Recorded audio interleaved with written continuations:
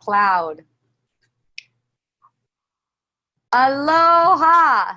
Welcome to Wisdom Dialogues with Hope Johnson. Yay! And I have Lori Tivitot as my beautiful panelist, as usual. I appreciate you, Lori. I appreciate you, Hope. I'm so stoked for everyone being here. This is so fun. Thank you. We got a hand already. We got the hand of Bob Shine. Bob Shine probably wants to come on and be a panelist. I'm just going to promote his ass right away. You're promoted, Bob Shine. I think. Yep, there it is.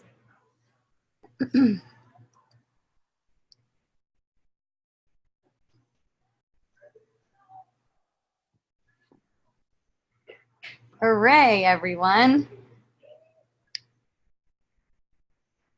So, to get started, I had something on here about parenting.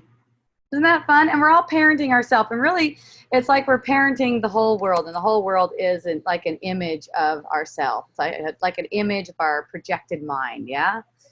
And it's like everyone that we come into contact with is reality, but they're projected as unreality. That's all. They're all projected as unreality.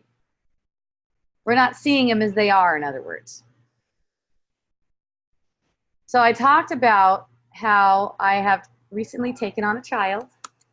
And for those of you who are interested, there's a small kind story about it, not real big, but before I left on my book tour for my book called Unschooling for Parents, my brother called me, my little brother. He's 10 years younger than me. He's married. He has 3 kids. 2 of his kids, his 2 boys, are from a previous marriage. And in the beginning of their lives, this boy who I have anyways, he was with his mother, which he calls his birth mother. He calls her his birth mother. And he was with his mother until he was, I think he said he was 6.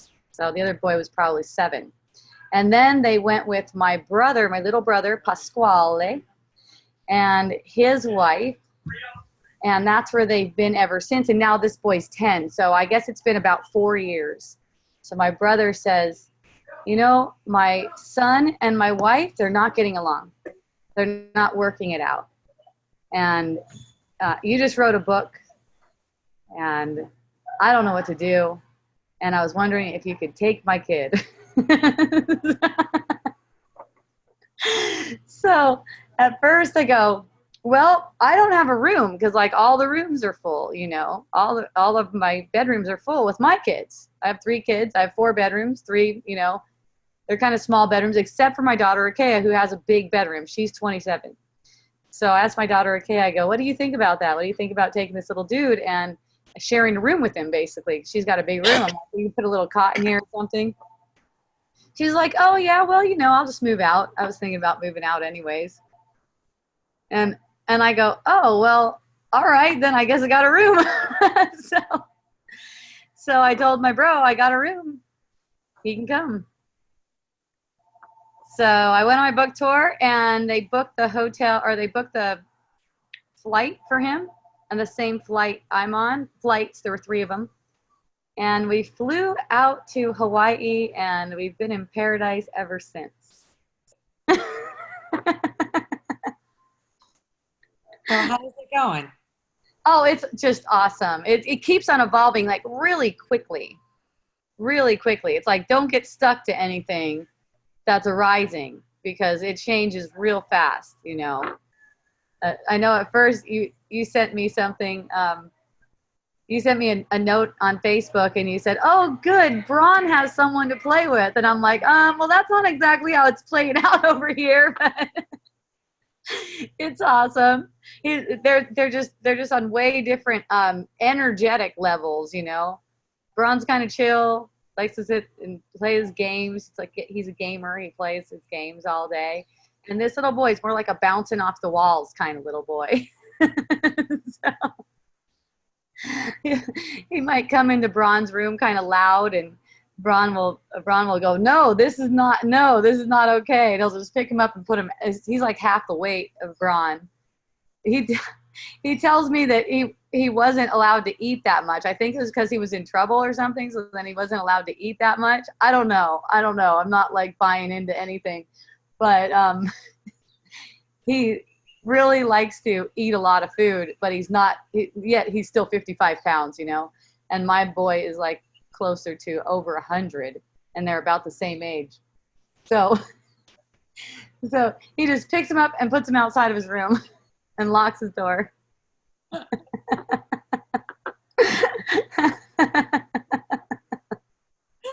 I'm like, how are you doing with that little dude? And, you know, and then right after you sent me that note, and I responded to you, I said, well, that's not exactly how it's playing out. The next thing I know, they're playing together.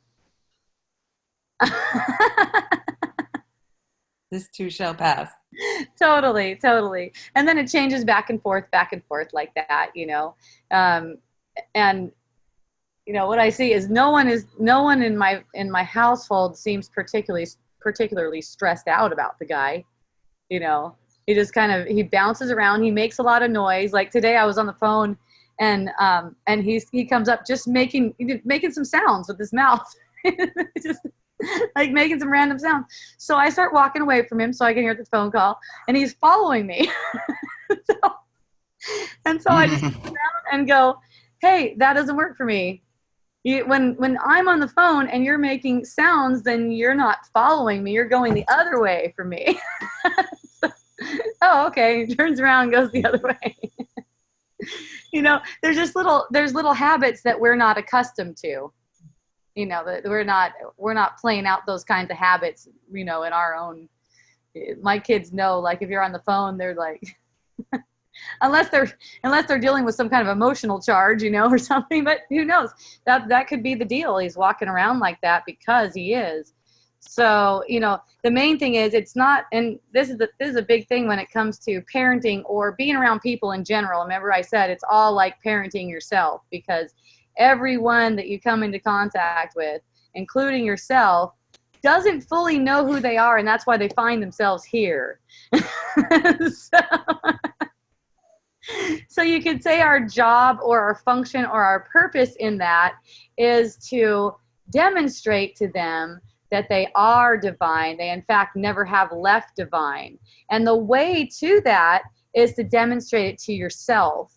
Because, you know, when you get any kind of emotional charge, and this is going on all day long with different things that come into your awareness, whether it's a thought or anything like that.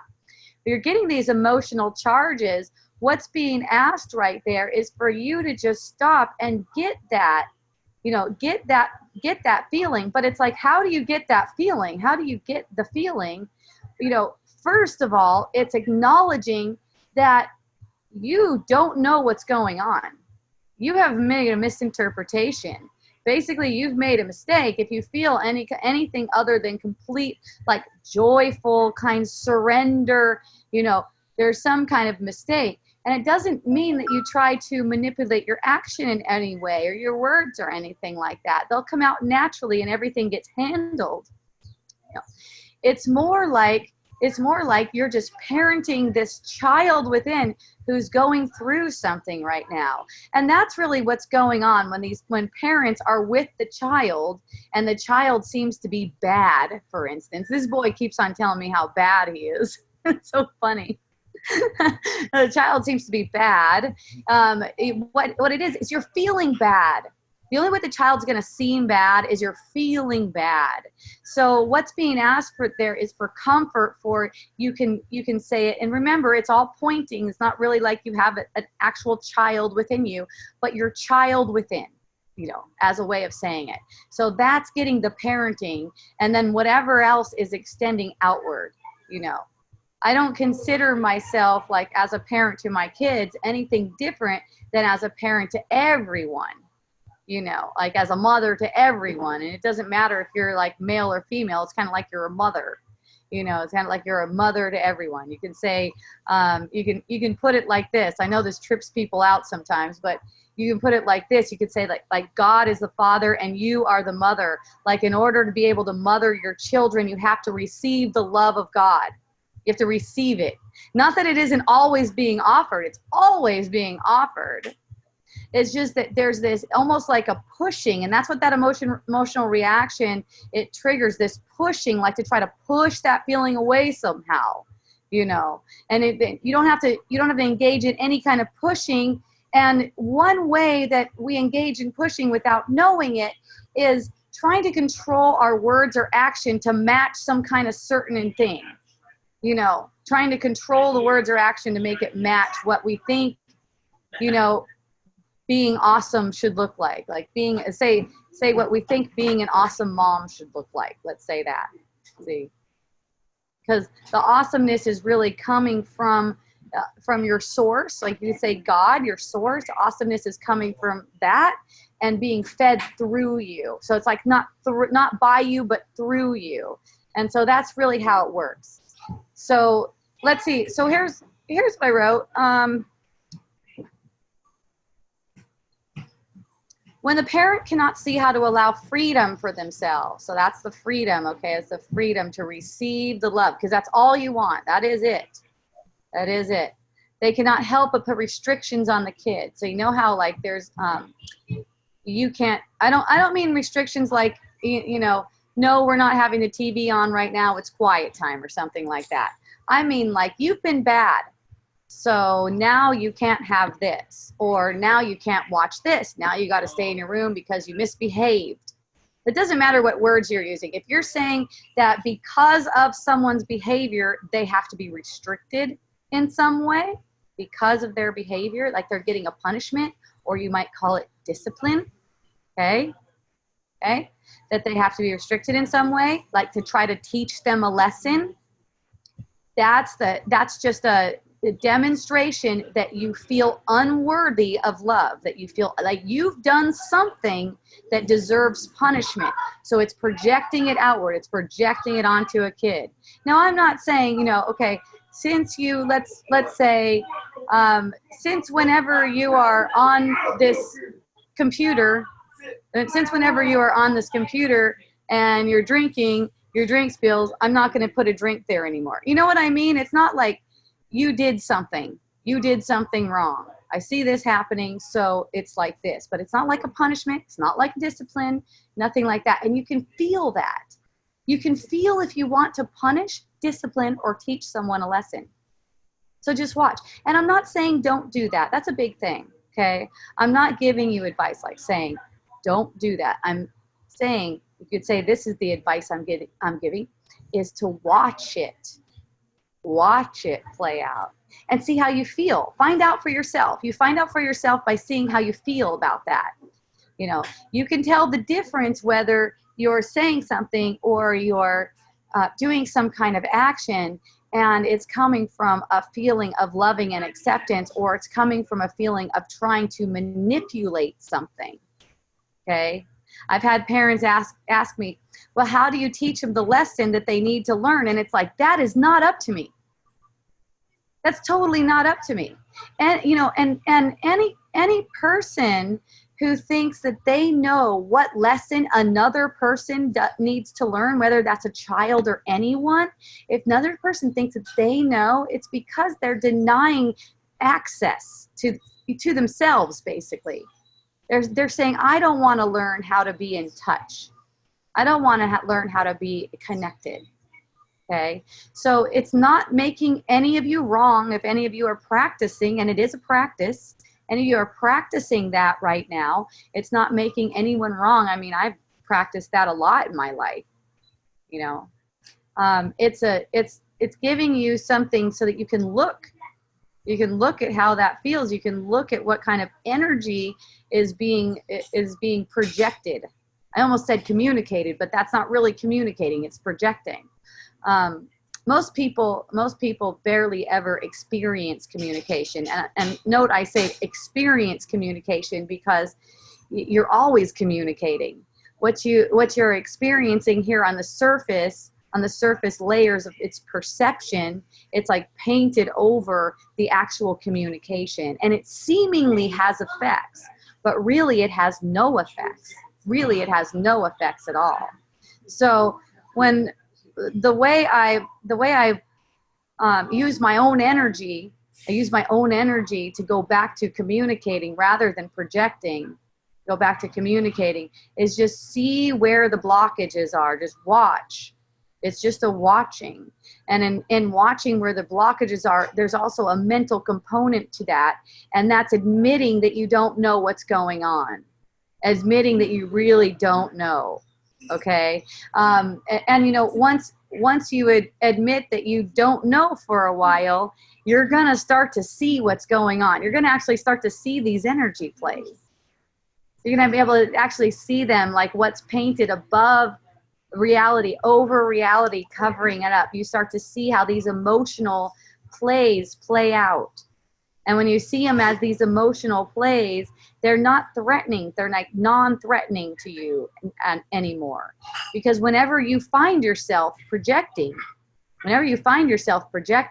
you can immediately notice that's what's going on. And let me clarify this too, because whenever we say projecting, that's not exactly how it is, okay? Because it's not like you even can project. Let's put it this way. Your mind is totally innocent and only capable of creating. Your mind is only capable of creating. It's not really capable of projecting. So it's like the mind projected an image of you, and you can say it's an image of yourself at your request. Let's say that image of yourself outside of the mind, and from outside of the mind, there's the guidance of the ego. There's the guidance of the ego. The ego can't also be inside of the mind. It's projected outward, your request, okay? And then the ego offers thoughts to you, and you think they're you. You think they're you. The ego offers thoughts, and you think that that's actually your voice. So when you think that that's your voice, like, oh my God, this kid is so bad. Oh my God, this kid is really loud. He's an asshole, for instance. Whatever. It's an offering of the ego. And if you take that to be your own voice, then you've decided with the ego. There's also another voice that's speaking to you, and that's the voice of spirit. It's not as loud as the ego. It's almost like you have to get by, like look past the ego thoughts to get to it. But the voice of the spirit is only love. It speaks for God, who loves you completely. And God's joy is to love you. God's joy is to love you. And you know, you're created as a thought. You're created as a thought of God. For his joy. You can say his joy. Don't take the his to mean that the patriarchal his, okay? Different kind of his. It's when you receive God's love, then it extends to everyone in your perception and the whole world, even the ones that you don't perceive. Because you could say those are all God's children. And through you, God's love gets extended. So it's like, that's why I say it's like everyone's your child. There's no difference between one or the other. You know, of course, you know, if you find yourself in a role as a parent, then you're probably going to be finding yourself doing parental type things, find yourself doing parental type duties with the kids that seem to be your kids. But energetically, it's all your children. It's all coming in the same way. So it's like you make it all one, because it is all one. So it is all one. The perception's one thing, and in fact, it's separate from who you are, but it's still all one thing. Perception. That making it all one thing, then the way anything comes up, it gets the same kind of love and compassion. It doesn't matter who it is. It could be some person, like, let's say it's some person that you hired to do a job, and it seems like they didn't do the job, but you paid them, but they didn't do the job. Now you feel like, oh, they ripped me off or something like that. It's the same. It's all the same. You're in line at the checkout counter. There's people in front of you, people behind you. Maybe someone's making some noise and you feel annoyed. It's the same. That's your child in this sense. In this sense, that's your child. And what's being asked of you is to receive the love of God for yourself, receive it for yourself, and it'll automatically be extended to everyone within your sphere of influence, which is everyone. But you'll start to see in your perception how things calm down in your perception. It's really lovely. So I said the child is conditioned in such a way that he unwittingly uses his energy to get someone to feel annoyed with him, so that they will put restrictions on him. He gets that kind of energy play with my son Braun. It's really cute. He gets that kind of energy play. He goes in there making a bunch of noise when Braun's concentrated on his video game. He picks him up, puts him outside the room.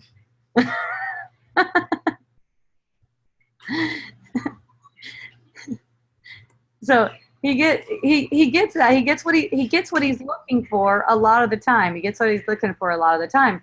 So the way I use my energy with it, I will notice what his energy is being used for. You know, I could see that energy play and just not get into it with him. You know, I may go, and you know, this has been occurring for me pretty much throughout the day, less and less each day. It's like, hey, would you mind not making that much noise, or would you mind turning that down and or putting some headphones on, you know? And it's not a problem. That's a thing. It's not a problem. What makes it into a problem for people is feeling as if something's wrong. That feeling like something's wrong. Just because someone seems to be doing something that you don't like doesn't mean anything's wrong. It's a gift. You may or may not find yourself saying anything about it. It's not up to you. If you think it's up to you and you have to decide what to say, when to say it, how to say it, all that kind of stuff, then that's because you've lost connection with your spirit. There's nothing for you to do. I've said a bunch of times, you have no responsibilities in the world because it's all playing out. It's playing out of the body sense. You have no responsibility in the world. It's all being done for you. It's playing through the body sense. So what do? You allow love and compassion for the body sense. And then it all plays out. It all plays out like in that way, with that energy. Remember, it's all energy being made manifest. Energy is also thought. Okay? So I said he doesn't like it, but he's learned to fit in with the world he perceives to be around him. That's the way he's learned to fit in with everyone. Like that's how I get my attention. That's how I do my thing. Tried it with my son Blaze. He put his sock in his face. They're hanging out on the couch and he put his sock in his face. He's like, hey, you know, I saw the first part of it. He's like, hey, what's that? He's like, what's that doing there? Get that out of here. And then it comes back again. And by this time I'm out of the room, and it comes back again, and then I find out, you know, my son just takes care of it. He's just whatever. He's like, I just threw him off the couch. I'm like, oh, how'd that go? He's like, good. He's not sticking his sock in my face anymore.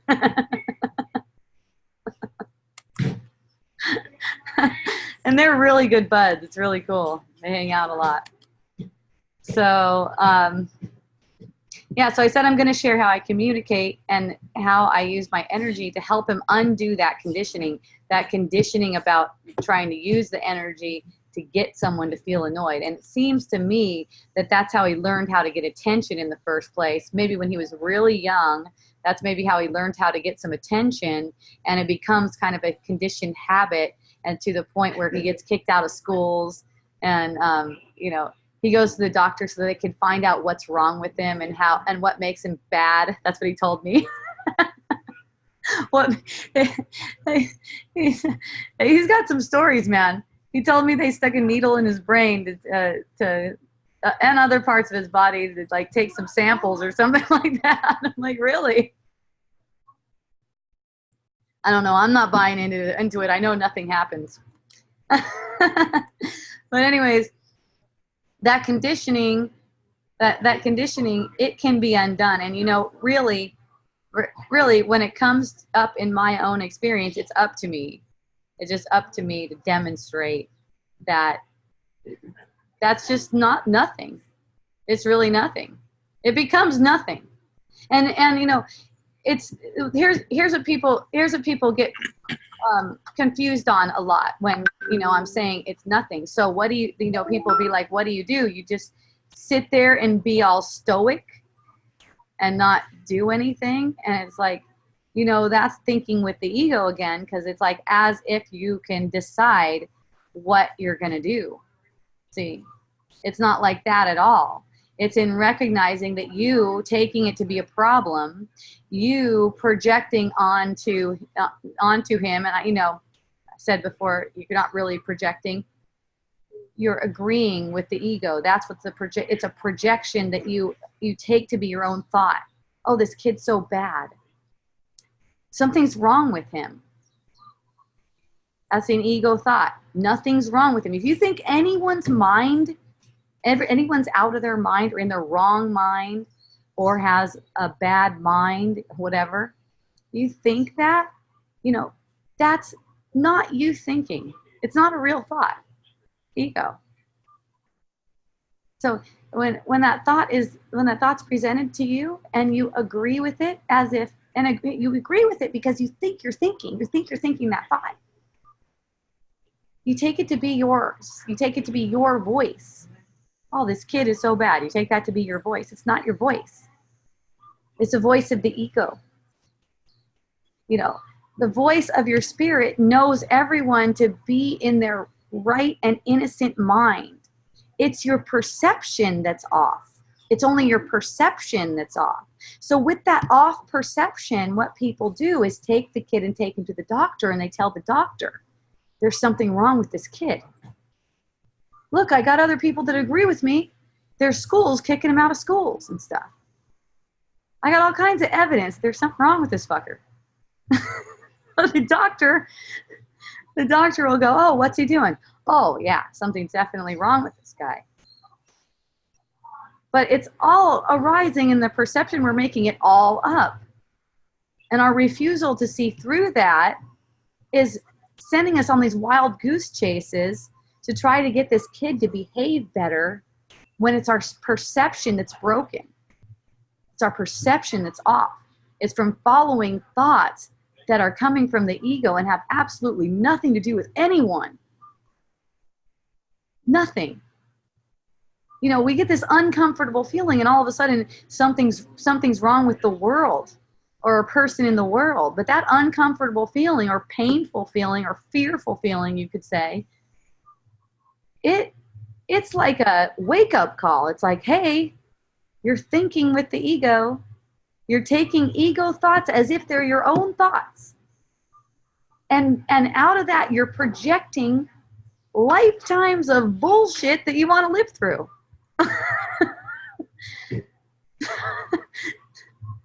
So you can get more and more and more of the same thing.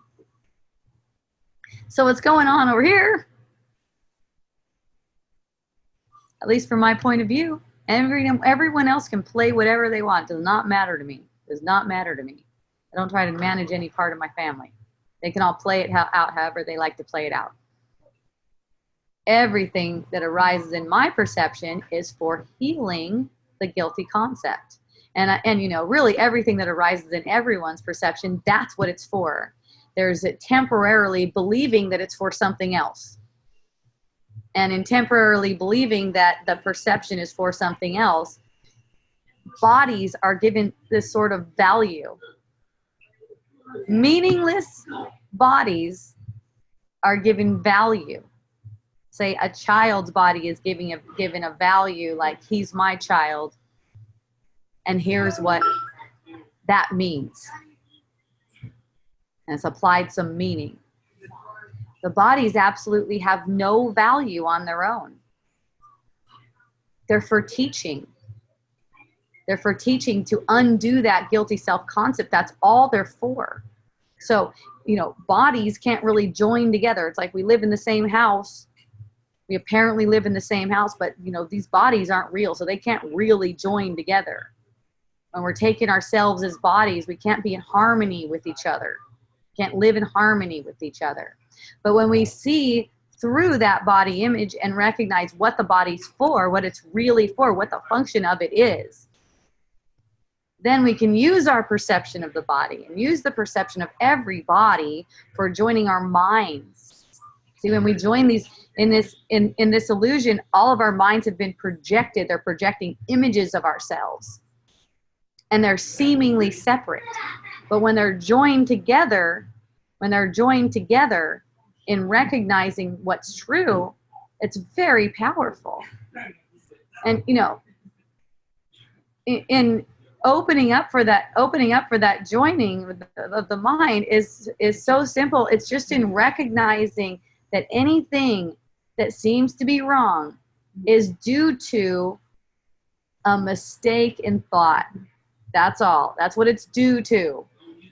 It's not like something's really wrong. I had one instance, or a couple instances, where on my unschooling for parents page, some of the parents don't really understand what I'm talking about when I'm talking about, how child molesters are formed, how they're formed and projected and made into these images that are doing things to our kids, and got all kinds of threats of people calling social services on me, and I felt the charge, and the ego is immediately like, oh my God, what can I do?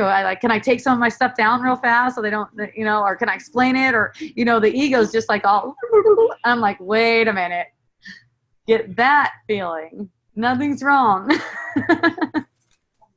Nothing is really wrong. So things pop up as if something's wrong. Oh, you really screwed up now. And that's how the ego is. Oh, you really screwed that up. You're in trouble now. Look how much trouble you're going to be in now. And that's why there's so much of this projecting onto the kid, that the kid is getting in trouble. Because from the ego's perspective, when the kid is getting in trouble, that idea that you're in trouble, it gets covered up. It gets covered up by that. That projecting keeps your attention on, oh, thank goodness someone else is in trouble. You may not recognize this. It's very subtle. It takes a lot of, in order to see these energy plays, it's kind of like seeing with your third eye. It's kind of like seeing like that. In order to see these energy plays, it does take a mental component, which is, I'm making this up. Something to that effect. I've said it in a lot of different ways. I'm making this up. I've had friends who have listened to me about feeling, feeling and healing, and have told me, that's why I'm telling you in this way now, and have told me, you know what, Hope, I have sat there and I have felt and I have felt and I have felt, and I still feel like shit, and everything's still shitty. So what can you tell me about that? Just keep feeling. And what I realized was, while there's the feeling, it's like feeling with the ego. The ego's going, oh yeah, just keep on feeling real shitty like this. Eventually, you're going to be seeing through. But while at the same time, there's also the ego thought identification with something's wrong. So it doesn't matter what, how much you're feeling it. If you're also in a thought identifying with, oh, something's really wrong, I'm feeling this so that I can make it better. That's going with the ego. You'll just find yourself engaged in feeling through it, but never really getting through it. Remember, it's awesome. The ego's mantra is seek but do not find. See? Seek but do not find. So the ego can even take over that practice of getting the feeling effect. And that's how that works.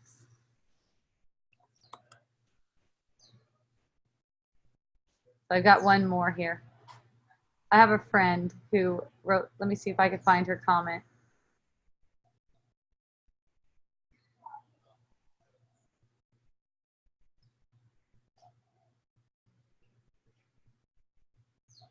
Oh, there's a bunch of them. Okay. So someone told me, I have an 8-year-old son that admit his energy is the exact same way. So under this thing I just read to you guys, I have not yet figured out how to communicate with him to allow him to flourish in a world full of freedom and choice. Oh, what a love. So it's just so basic, you know. I just talked about that. You don't have to know how to communicate with them. Let me see if this person's on. Oh, there's lots of people. Aloha, everyone. I love you. Thank you for joining. You don't have to know. You don't have to know how to communicate. That's the thing.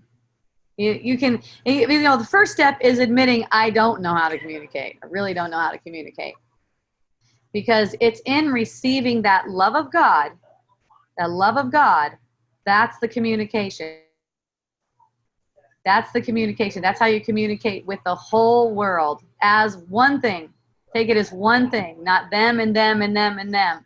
You know, people are afraid that they're going to lose that sense of closeness with people. And it's not like that at all. You find yourself feeling even closer with people, much closer with them, more of an appreciation for their uniqueness, more of an appreciation for their style. And the way they express themselves is different from anyone else. See? You got all of that. It doesn't go away. In fact, it gets even more lovely. It gets to be even more lovely. But when you make it all one, as in it's for one purpose, this whole perception is for one purpose, and that's an undoing, let's say, joining our minds and undoing the guilty self-concept. In that, there is so much joy. There is so much joy to be had and connection between one another. The only way we can have true connection with one another is by being connected with our spirit. That's the only way. And the only way that I've seen anyways, there may be another way, I'm not gonna block that out, is to admit whenever something seems to be going wrong, that you're mistaken. I'm making this up works really well. I'm making this up. And then when you get the feeling effect, also with that thought component, that this is not reality, then you're going to see things rise and pass very, very quickly because your expression shifts very quickly. Okay? That's one of them. Hey, buddy. What are you doing? I'm doing a webinar. Remember I told you I was doing Wisdom Dialogues online till 5? Oh, yeah. Right on. Are you still doing it? Still doing it. Okay, bye-bye. All right. I'm going. Love you, buddy. Have fun. I won't. All right. Don't have fun.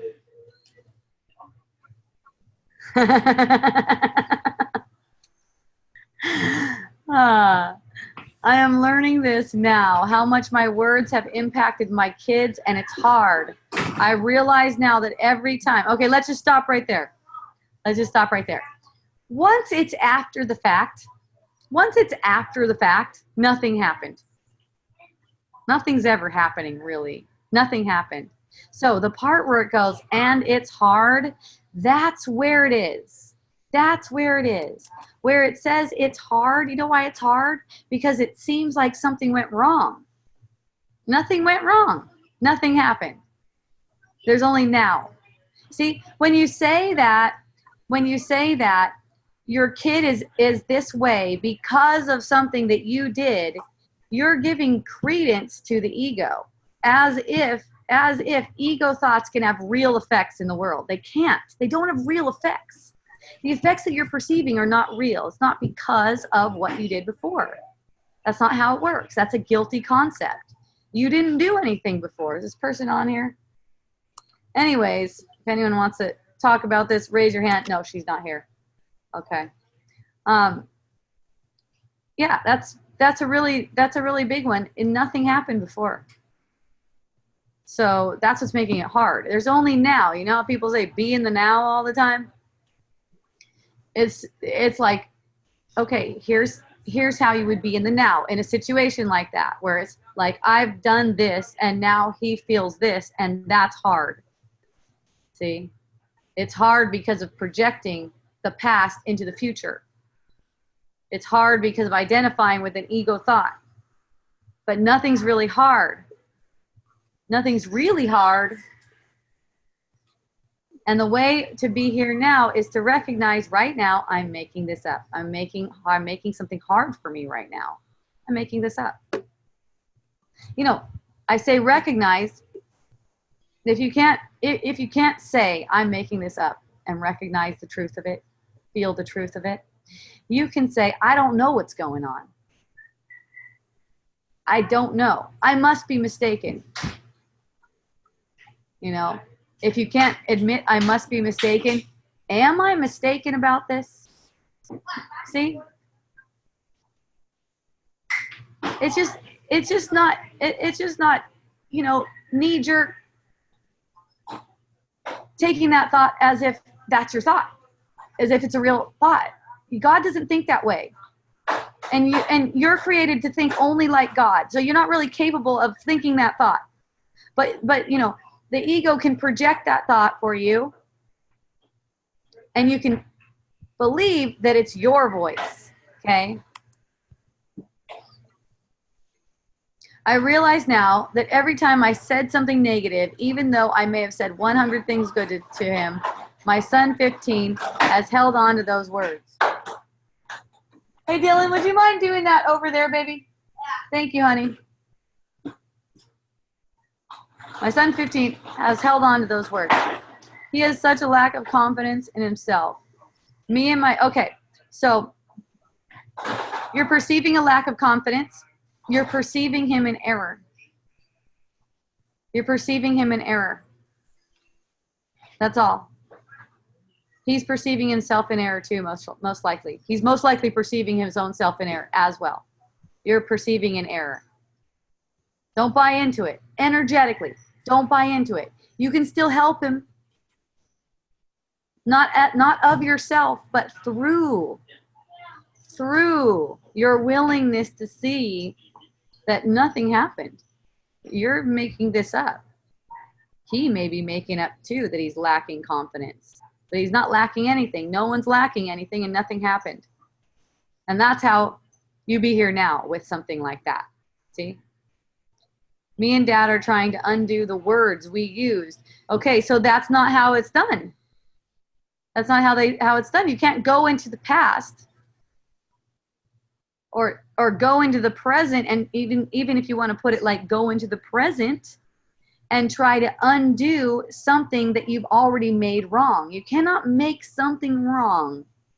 You cannot make something wrong in the illusion and then undo it. It's not how it works. Because even if you do see that particular manifestation getting better, more manifestations are going to crop up that are similar. Because you've made that into real. It's like if it's something happened and it had an effect, then it must be real. So you're making illusions real. That's not really how it gets undone. It only gets undone in your mind right now. So there's nothing to do like any kind of I guess psychic surgery on another person or something like that, or even on yourself. All there is recognizing what's true right now. That's all. That's the total healing, is recognizing what's true right now. And then you come into full acceptance. You coming into full acceptance that this is a perception. That's what allows the healing. That's what allows the love to be extended to the person. You know, whatever you see arising in your perception, whatever you see there is not how it is. And you're going to get the experience of that if you're open to this. See? Me telling you these kinds of things isn't going to give you the experience. It's really like nothing. You're even projecting these words to come out of my mouth. But you're projecting these words to come out of my mouth because it's time. Okay? It's time. You have a desire to see through. You have the desire to see through. And that desire is going to lead to the experience. And once you have the experience of it, it's easy. It's really easy. You have the experience of it. You might start out with a little experience, and then you experience it again and again. The more you experience, the more certain you get that this is all made up. And the more certain you get that this is all made up, the more consistently you're able to extend love and stop projecting onto people as if you did something to them and messed them up. Nothing's wrong here. I have known my words, my beliefs have, I have known my words, my beliefs have affected my kids and trying to make some changes. Okay, so yeah, there, you know, are you willing to have a new interpretation, basically? Are you willing to have another interpretation? Are you willing to know that your beliefs are mistaken as far as that's concerned? Because saying that something that occurred before, that through this projected mind, through this ego mind, can have real effects, is making them real. You cannot heal what you've made real. The healing comes from seeing that it's unreal. I realize now that even other grandparents have said things to him, and look, okay, here's another thing. These kids are also projecting whatever they are perceiving. They know what they're doing. Everyone knows what they're doing. Everyone is divine, innocent, pure mind. Everyone knows what they're doing. So nothing has gone wrong.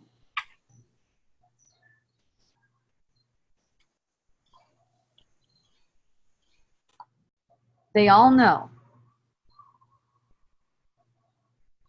So, you know, this idea that they've been a victim to something solidifies their, quote, problems. They have not been a victim to anything. You have not been a victim to anything. Those of you listening and you think that what happened to you in your past has messed you up, that's your opportunity right now. You're making that up right now. Right now. You're making that up. Nothing happened. Your parents didn't do anything to you. If you're a parent, you didn't do anything to your kid. People say, Hope, how is that? It's accepting responsibility. Well, that's the only way you can accept real responsibility right now. As an image, as that image of yourself, accepting responsibility, it's just screwing everything up. So, you know, a lot of you probably know that from experience. Those of you on Wisdom Dialogues right now, those of you who are listening to this right now, a lot of you already know that taking responsibility in the world is actually leading to a bunch of upset for you. Let's say that. Has no real effects. It has no real effects. What's having the effect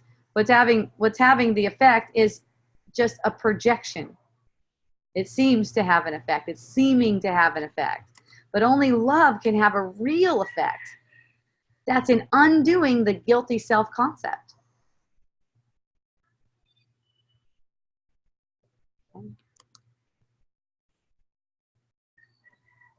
Trying to learn all this stuff myself.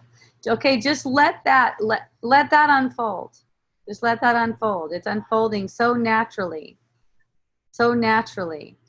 You know, learning is way easier when there's relaxation. Through relaxation, let yourself be like, taking a nice deep breath, resting. And what helps you to rest, at first it might not feel so restful, but it helps you to rest, is being willing to admit you don't know what's going on. You don't know. Whenever you think you know, you don't know. Because true knowledge is complete bliss. When you know, because it's complete bliss. When you think you know, it comes along with a feeling of pressure or tension, or, oh, I've got to do something, or something's got to change, or I've been victimized, you know, something to that effect. And then you think you know. But, you know, if you would be willing to see that whenever there's an upset feeling you actually don't know, the knowledge comes to you very quickly. You could say the wisdom comes to you very quickly. Is there any words of wisdom you can give to help my 15, to me to help my, I think I did. I think I did. I think you'll be watching it later, and maybe you'll have some questions, and maybe you'll ask me some questions. Maybe you'll even come on and talk to me. We'll see. He is a great kid, but I see how much his lack of confidence is affecting him. So, he's a great kid. There could be a period after that. If you don't see a period after that, if the ego keeps on going, just laugh. It's comedy. I see how much this is affecting. Oh yeah, okay. As if the past occurred and there's a future being projected. Okay, I get it. That's good. That's a good one. Pretty convincing. All right. Yay. I'm going to open it up to, I have two panelists on here. I'm guessing that you guys have something for me. Is that right? What do you have, Lori? Well, something, how it's been pretty, the illusion has been seeming pretty real, really stuck in it. All the thoughts and the feelings. When you said that person said they get the feeling, oh my God, the feelings have been, wow. Do you know why? Because I'm believing I made this. I'm believing I made that it's real. Sure, and you're way more sensitive to them. Oh, big! I could see every thought everywhere, and immediate stomach, immediate. Aren't you glad? Actually, now okay. What happened today? We went away for the weekend. We went camping, and I was completely off the grid. I didn't know the groups I'm in, no Facebook, nothing. And every morning, as usual, when I wake up, all that feeling, and not eating, and just trying to make it through the day. And then as the days went, the more peace was coming back, the more calm, and oh my God, appetite again, and that feeling in my stomach was gone. And so this morning when we were leaving, we have a new big truck that's going to haul our RV when we go, and he was backing up, and the canoe was on the side. It ticked the back window of the truck and shattered it. Nice. All right away, I was like, oh, I mean, it sounded like a gunshot went off behind us. Oh. And so I was like, what the? And then glass, every billions and billions of little pieces. And I was just freaking, like, completely freaked out. And then it simultaneously, a thought went, it's not what happens, it's how you react to what happens. Nice. Yes. And then ever since then, it seems like something shifted. It seems like that pow just brought me back to the awareness instead of being in it. Ooh, I just got a chill. That's what it feels like. Yeah, it's, well, and like I posted today, it's like the ego isn't even in charge of making the manifestation. That's you making the manifestation. You're making it all up. That big pop is for you. It's like, hey, here's a big. I've had the experience of breaking glass at the moment of a breakthrough too. Really? Yeah. That's exactly. Really? Yeah, totally. It was a huge, like, jolt to the whole system. The whole nervous system, and then let that in. See that? And the rest of today has been really, really calm and comfortable. And I saw things that happened today that even a day ago would have caused that pain immediately when I saw it, like my neighbor walking her dog with her grandson. I could see the thoughts of, oh, that's not I'm not going to see that again. My granddaughter's not going to be with her. That would have caused pain and suffering immediate. That whole thought process, and it was still going, but I didn't feel it. Uh-huh. Hey, Dylan, it didn't come along with that clenching and that suffering. Yep. That's how it goes.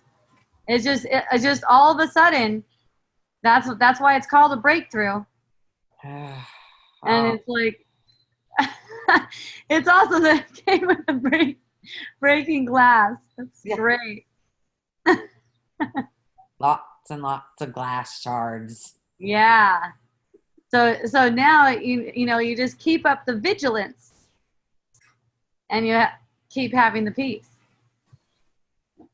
Keep up the vigilance when any thoughts try to creep back in. Right. Missing. See how you're doing missing type thoughts? Yep, missing. Yep.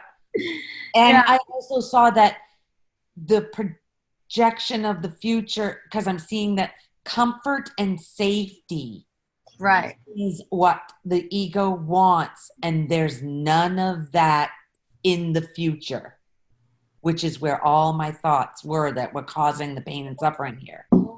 Hang on just a second, Lori. It's okay. Okay. Until I get comfortable. Okay, they change their mind. That happens sometimes. Okay, you'll be all right. I'm so bored. You'll find something to do. There's plenty of stuff to do around here. Okay, bye. Bye, honey.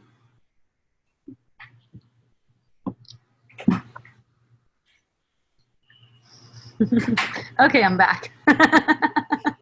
So I saw that all of those, another one of those future thoughts, it's all about comfort and safety. The mind wants comfort and safety, and there's none of that in the projected future.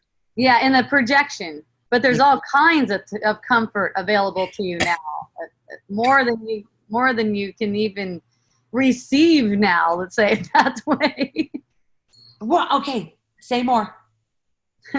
Well, the comfort comes from the great comforter. We talked about that. Remember, we talked about that on the last one, that little one we did, a few days ago. Yeah. Facebook Live. The great comforter is what's providing the comfort for you right now. It's just that you're projecting lack of comfort. So it's like you're pushing that comfort away.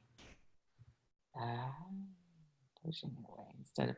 And it's through allowing that comfort, so through allowing the comfort from the great comforter, that you even perceive any comfort, you're even able to perceive any comfort. It's like there's these ideas that, I'll be missing this, and I'll be missing this, and I'll be missing this. It's the same kind of thoughts that occurred to me when the lava came and took out my house in Fairyland, I've been kind of missing thoughts, And then it's just, and it's like, where will my comfort be? I had an acre. I had a secret garden where I would go and be naked in the garden and stay in the sun all the time. So that's like ripe opportunity for those ego thoughts to come. Well, what's going to become of you now? You're going to a quarter acre. Where are you going to hang out naked in the yard like you're used to? Right. And it's just like in recognizing those thoughts that arise right away, and recognizing that I'm making this up, and it allows that comfort to come in. It allows that comfort to be had. I just don't go on entertaining those things. I can see that they arise, and I know what they're for. So in seeing them arise and knowing what they're for, I don't get taken away. I could remember how I used to talk about a thought would come up and it would seem kind of teary-eyed, like I miss Fairyland, it's so sad. I miss Fairyland. It's covered by lava. It was so beautiful, and all the fruits and now look, whatever. The ego will start to go off like that. And I'll see that all I have to do is identify with one of those, and the next thing you know, I'll be crying and stuff. I'll be really upset. That'll make me feel really upset. But, if I recognize what it is, I could feel I could get the upset feeling in a different kind of way. It's more like that holy fire I was talking about before. Fire. It's like this upset feeling. It comes up really big, but it gets the comfort. And it's like, oh, I'm so glad that I don't need anything on the surface for comfort. This feels way better. This is way better than that. I'm so glad that Fairyland was taken by lava because it showed me that I don't have to depend on anything in the world. Oh boy, oh. What? What are you oh boying at me for? Oh, that feels so good. Because that's exactly what's happening here. Everything is going away. Friends, family, house, stuff, all of it is going. You just have a lot more notice of it than I did.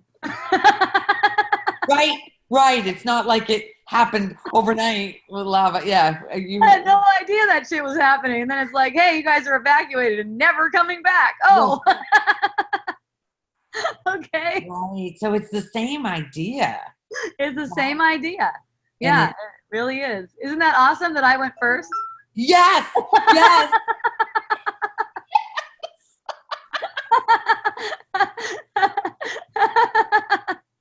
See how we made it that way? Yeah, apparently. Amazing. We're amazing. Well, I guess so. So you use it all. You use it all. Wow. And I also had a thing, and I bet you have this thing too, where people would tell you, oh, you're just happy because you have what you need. If you didn't have what you need, then you wouldn't be happy. Look where you live. You know, there's some people who don't have a place. There's people who are renters. I got that one too.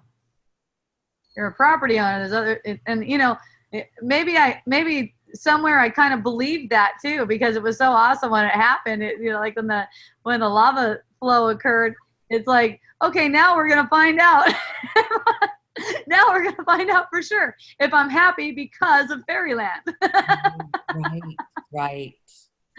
Now we're gonna find out. So, See? but you didn't go through what I just went through. No, but there was everyone is experiencing, you could say, at different frequencies. Let's say at different frequencies. Everyone's experiencing it as different frequencies. You could say that I may have gone a little bit further on the path than you had by the time something like that occurred, and that's all.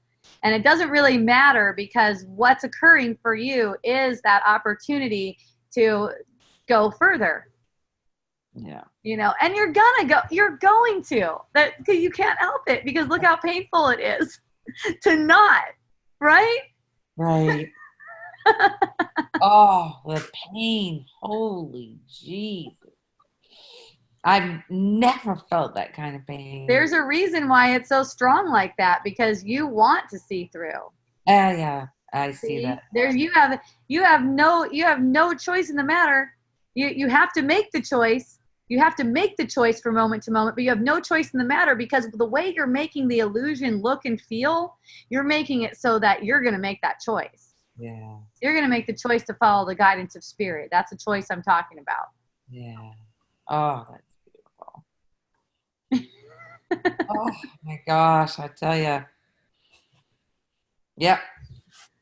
Anyway. Believe me, I know, just because, when the lava came around here, I was around a shit ton of persons who were going through the same thing. I remember I was over at the healing tent, and I was over at the healing tent with my Trade Winds essential oil. By the way, I have Trade Winds essential oil if anyone wants it. It's for like fog, smog, that kind of stuff. We had a big cloud in the sky. People were coming to the healing tent. People were living outside. Some people were living outside in like these makeshift structures around the community center.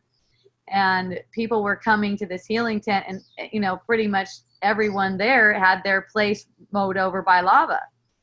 So I know the intensity of it. I know that just from being around all of the energy. I didn't have I had an experience of intensity, but it wasn't in that way. It was more like an intense awakening, but not with suffering. not with suffering. It was more like an excitement. It was more like a big excitement. Wow, this is freaking awesome, like that. But definitely had the experience of a lot of intensity, people going through a lot of intensity.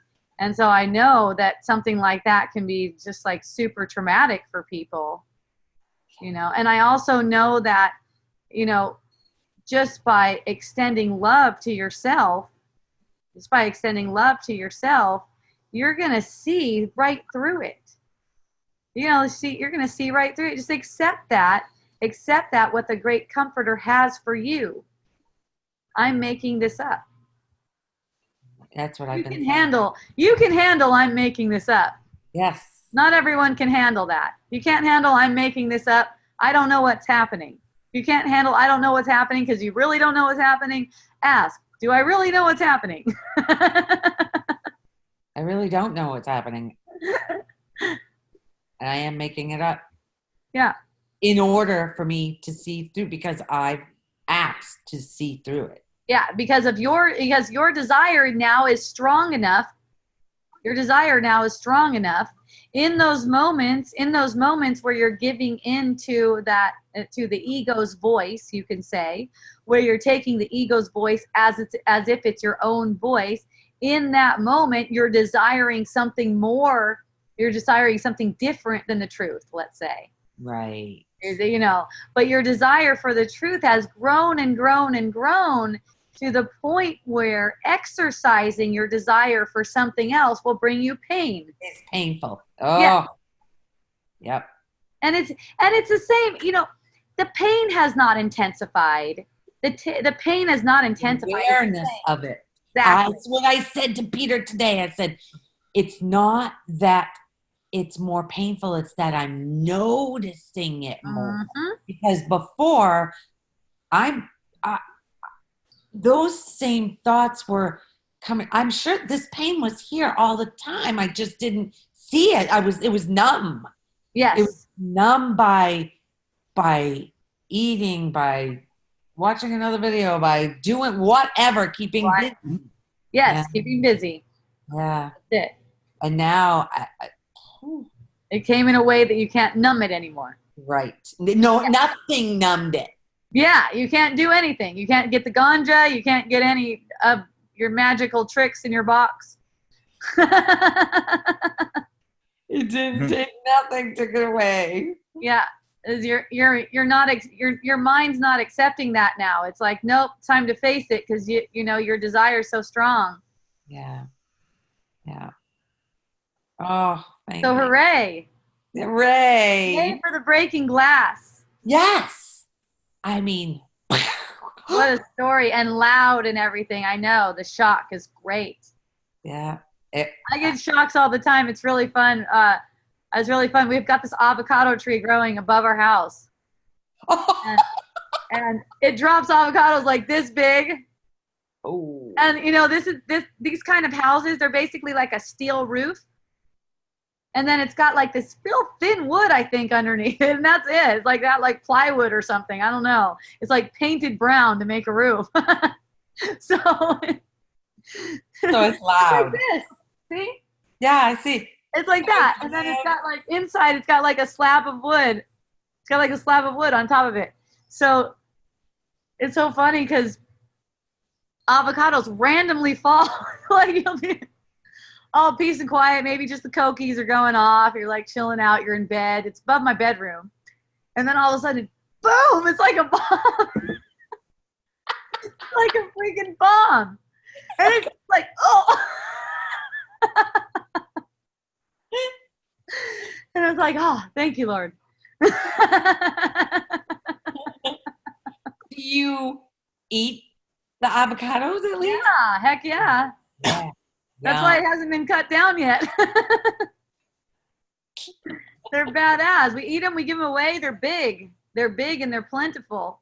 Ooh, damn. And they drop pretty often. Every time they drop, it's big.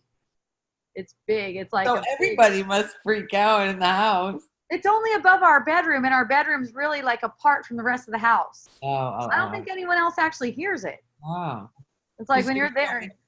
It's like my bedroom, my bathroom. So if I'm taking a bath, it could happen, or in bed. And here's another thing that's funny. Like one falls and it seems like it woke you up. You know, it's in recognizing that no, it did not wake you up. It's not possible. No sound can wake you up. That's not how it is. It's all in your mind. Your mind wakes it up. Your mind wakes you up. So No sound. my husband's snoring does Yeah. not. Oh, yeah. That's really good. Do you find out? Do you find yourself having the perception, the misperception that his snoring wakes you up? Well, last night I was already awake and I couldn't go to sleep because of his snoring. Okay, so that's not true either. No, it's not true. I've worked with that a lot, and it's really fun. I think I've mentioned before in some earlier videos, way earlier maybe, where, you know, I used to live next to the geothermal plant, and they were drilling right like at our property line. Remember I said the drill was really loud. It went all night. And it went all night long. It shook the house. It was like it was so intense. It shook the house. And I found myself laying there awake, and some suffering thoughts arise like, this drill is keeping me awake. How could these guys drill all night? Why don't they just drill during the day? No, things like that. And okay. And then the thought occurs to me, okay, this is an opportunity. This is an opportunity right here. You're making it up. You're making it up. Exactly. Exactly. And I just stayed with that until I went to sleep. And eventually the drilling had no effect. And the same thing with my neighbor who had the loud guitar. Remember my neighbor, he'd put a really loud guitar on, and it would be like rock and roll, but done really badly. It'd be like like that. But really like piercingly loud. All my other neighbors warned me about this guy. And I'm like, oh yeah, it'll be fine. So one day I'm laying down for a nap, and then all of a sudden here comes the guitar. It's like in the middle of the day. It's like, I don't know, like 1 p.m. or something. Here comes the guitar, like this big, and all of a sudden I'm just like, okay, here it is. Thank you. And going to gratitude, recognizing that I'm making this. It's all in my mind. It's all in my mind. There's no guy out there playing a guitar. I fell asleep. And I mean, this guy played at an ear-piercing decibel. And then after that, I didn't hear it. I actually didn't hear it when it was on. To the point, one time I'm walking down my driveway, where I used to live, walking down my driveway, and my neighbor approaches me. I'm walking down, like happy-go-lucky, walking down my driveway. My neighbor approaches me. She's like, what, you don't hear that? She came down to like try to get him to turn it off or something, and she lives like further down the road. But you don't hear that? I'm like, what? And I'm like, oh, and then I realized she's talking about Charlie. Oh, yeah, I hear it. She's like, she looks at me, she looks at my face, and she just turns around and goes back home. So she was all that frustrated, believing all that. And you just, it was not even affecting. Oh, yeah, I hear that.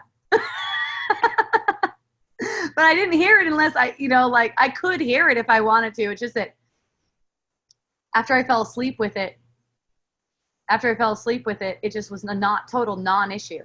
Yeah. We got Cokies here. People claim they can't go to sleep to the Cokies. Oh, I love them. I know.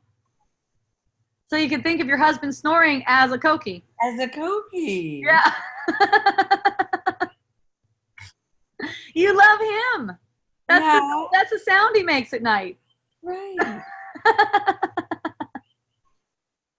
Wow. I never thought of it that way. Yay. Oh my God, this was so good, Hope. Thank you. Oh, good. Thank you. I love to spread the good feelings all around, Oh, yeah, and I love My taking favorite. them. I love accepting them. I told my friend one of my friends who came to Wisdom Dialogues in person, Bob was there, that I'm always thinking about my friends, my Wisdom Dialogues friends, especially my Wisdom Dialogues friends. I'm always thinking about my friends, You know, if any kind of trigger or anything comes up, I don't let myself go there because I'm thinking about my friends. I know that I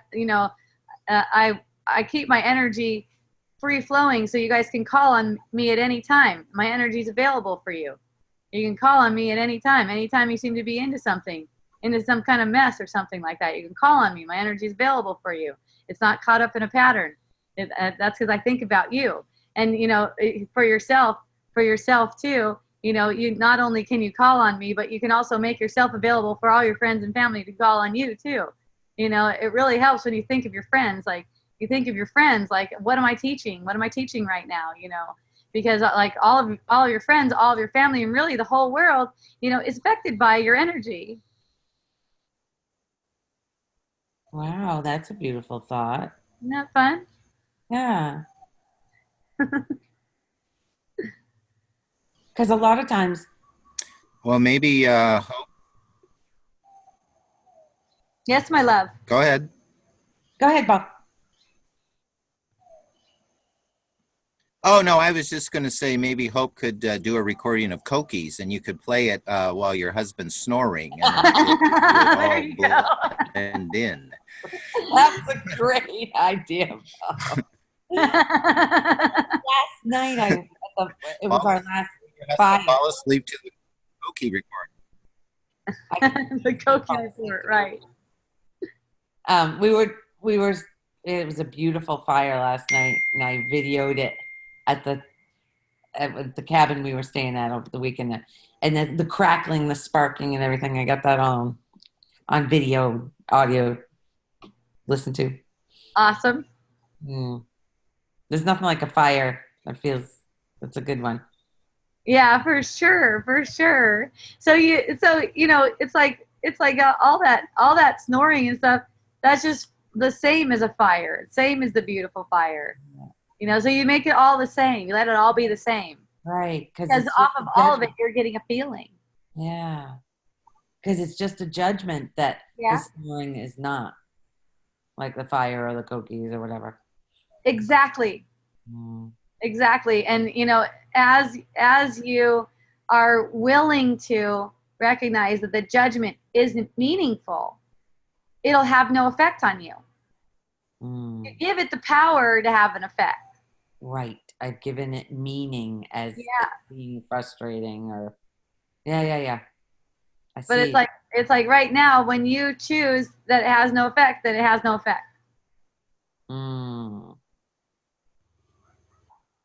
Nice.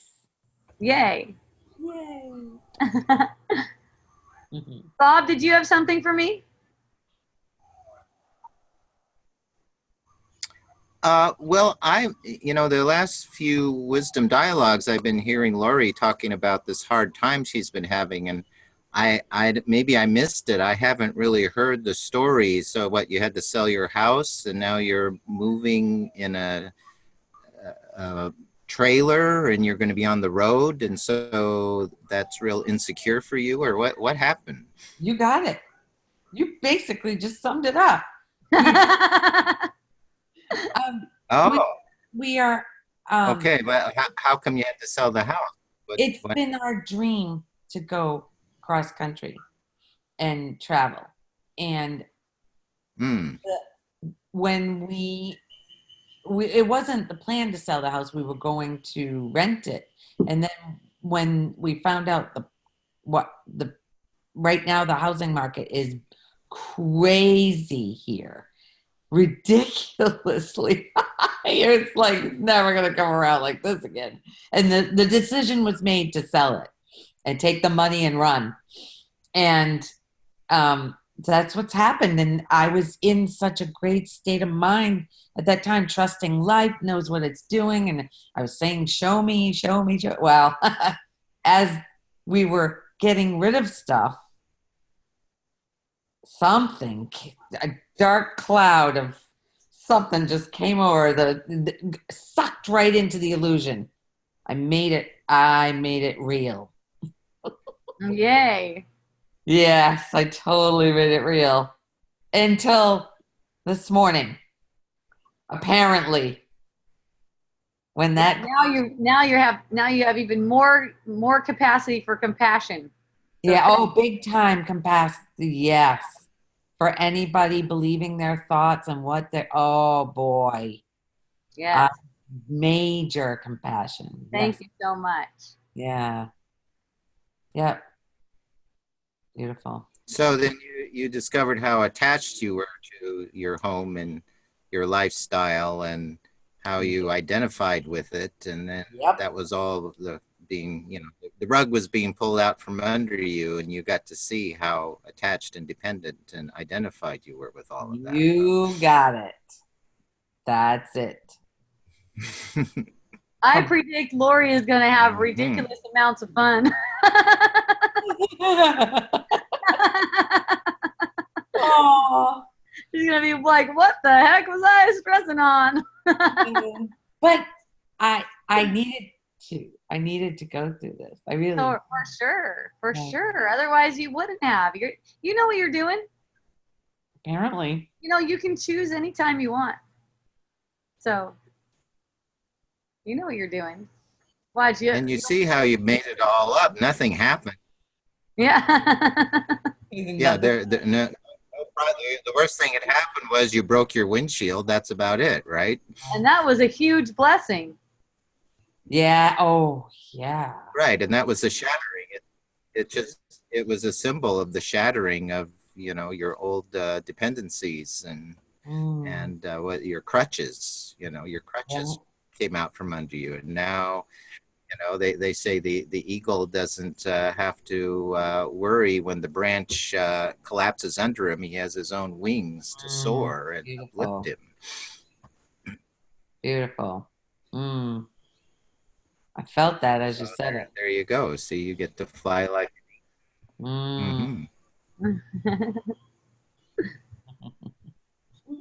So I have a hand of Yulia. So then, yeah, you have an idea. Oh yeah. Let's get to Julia. Did you have more? Did you have more, Bob? No, I've just really been at peace, and I've been listening to you a lot, and I had a fantastic experience with you yesterday, and your teaching and your being. I just feel you radiating out into the universe and to all of our consciousness and mind and awareness, and feeling the loving healing effects. So thank you for all that you give. Oh, thank you. I appreciate you. Thank you for all that you give too, Bob. Yes. Thank you. Yay. Okay, let's bring Yulia. Okay, I love you. So, Yulia, I'm going to allow her to talk first and see if she permits me to promote her. Unmute. Oops, I muted her. No, where are you? There? Oh, I thought I pressed unmute. Do you hear me? I hear you. Yay. Hey, Hope. You want to be promoted to panelist? Sure. Okay. That's so fun. It's like I have all the control here. Yay! There's I was promoted. Yay. Oh, so good to see everyone. Yeah. Oh, tell us about your meeting. We met. Yes. Yulia and Hope met and we hugged in person. And even went hiking. We even went hiking and I got to take pictures of Yulia doing her famous poses. Yeah. She does these amazing poses. I don't know if you've seen them on Facebook, but she does that one where it's called a dancer pose, right? Yeah. One foot and her other foot is behind her and she's grabbing her foot with this arm. It's like some kind of I don't like that. amazing. To me, it's amazing because I don't even get close to that, not even on the ground. She's like doing it with That's what's left over. It used to be so much more. And then the other one is she gets into you get on your head. Oh yeah, we didn't take a picture of that though. She gets on her head. On her head? Yeah, so she's only on her head, and the rest of her body's straight up. Well, my arms are on the Oh, ground. her arms are there. Okay, she's a head There and are arm. people who stand just on their head with no hands. I don't do That'd that. be rad if you're on your head with no hands. That's possible. That's actually possible, but no, I don't do that. Not me. The breakdancers do that, and they spin They on their head with spin. their arms spread out. Yes, that too. That too. Mhm. True. You It's do it, possible. Julia. That's what's next. I've done close to, not exactly. We had a wonderful time, huh, Yulia? I was cruising with her. She ended up being my ride because I found out while I was there. That reminds me, I still need to renew my license apparently. Because while I was there, I had a birthday August 11th, and I left August 4th. August 5th, I went to rent a car. And when I went to rent the car, they told me I have to bring it back by my birthday because my license is going to expire on my birthday. Oh. So lucky for me, I got to drive Hope around. yeah, I'm like, oh, you're coming? Do you want to drive me around? She's like, yes. And I'm that like, was oh, in cool. Sedona? Here to see Hope, so I'm gonna drive her around. You're going to see a lot of me. Yeah, exactly. She was at everything with me. That was really fun. I really appreciated having Yulia with me at all of the different events. That was really It sweet. was awesome. Yes, I hope to Awesome. see you again, maybe somewhere else. Yeah, she took me hiking. And we went and sat in a salt chamber, And that was in Salt Sedona. room. a salt room. We got psychic readings together. They have lots of psychics over there. I love psychics. I love psychics. I kind of roped her in on that And one. then I got sick and I puked on the way back. Oh yeah, and then she got sick and puked. That was awesome. Alone in the desert under the light of the moon. Yes. That was Driving back to Phoenix. That was pretty incredible too. and it was a full moon. Yes, under the light of full moon. Yes, light of the full moon. That's right. Yes. Wow. We also did a restaurant with beautiful. Oh, we had the most beautiful restaurant experience. Yes. We spent like 3 hours there or something. Wow. Yeah. Yeah. I think so. We had really great food. I had a glass of wine. You also had your essential oils. All my essential oils were out. Well, not all of them, but there's a lot of them. But some essential oils were out, and the view. Oh my goodness, Yeah, those Sedona red rocks. spectacular! Yes. It was kind of up, and in Sedona, oh my goodness, it's just like robust. The These vortex, views. What's that? They say there are vortexes there, or it's a vortex. Yes. They say it's vortex. I get that. I totally get that because just in going on a book tour, the people in Sedona, the way they receive the information, the way they could receive it, they could even handle a wisdom dialogues over there. They're not scheduling any wisdom dialogues in Orange County. They're Really? not scheduling them in LA County. No. They're Huh. not even having that kind of stuff. Huh. And then the people who came to the book signing too, just the way they're able to receive, they're like excited about this information. Yes. It reminds me of here, it reminds me of Pune. And they say that this is a vortex place too. Mm-hmm.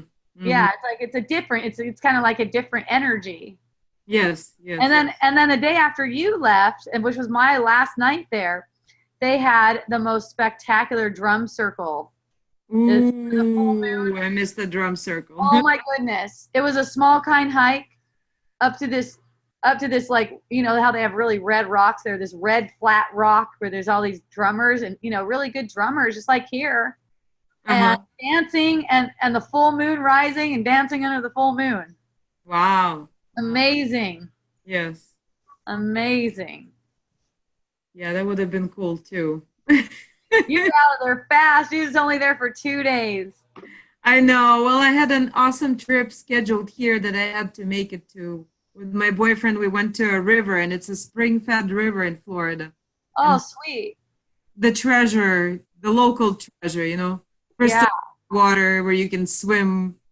There are manatees and fish, and you can kayak, and you can just live in this water world and jump from the trees and stuff like that. How wonderful. That sounds so much fun. It is. It really is. Thank you for taking the time to come out and see me. I appreciate it. Thank you, Hope. Thank you for making it, closer to here. Yeah. Wherever here is. Right. I know it's way more of a plane trip to come from Florida all the way to Hawaii. Oh yes, way more, way more. Dona is doable. At least now, you know. Yes. Because maybe Hawaii will be doable another time. Yeah. Mm-hmm. Yeah. So do you have something for me too? Yeah, yeah. Let me like bring up how things are going with my kids and how my mind is going lately. Okay.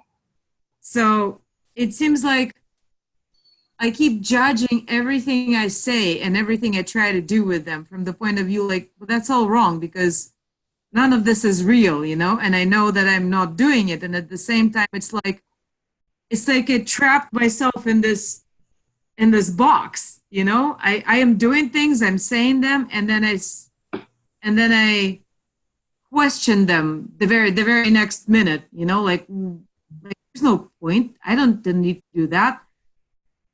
It's just it's that's what it feels like, you know, like Yeah. squashed with a tennis ball, you know, against walls. Yes.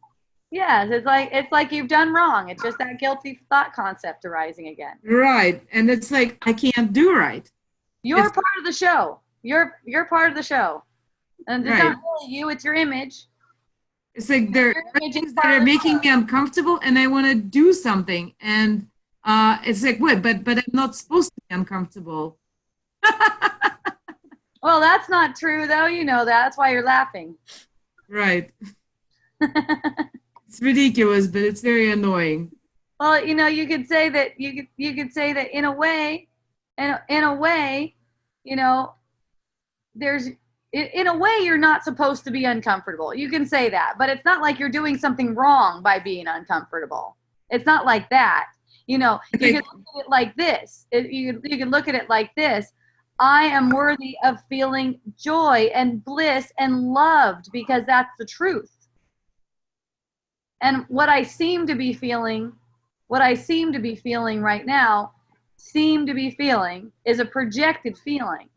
It's just a projected feeling. See, that's Yeah. the thing. It's true. It's true that you know that feeling. It's not even real. It's not. It's like another projected thought.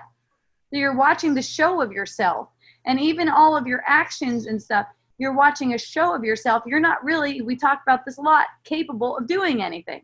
I remember all that. And yet I find myself taking actions and then judging myself because, oh shit, I did this because I wanted to something, you know, to change something basically. Here's the situation.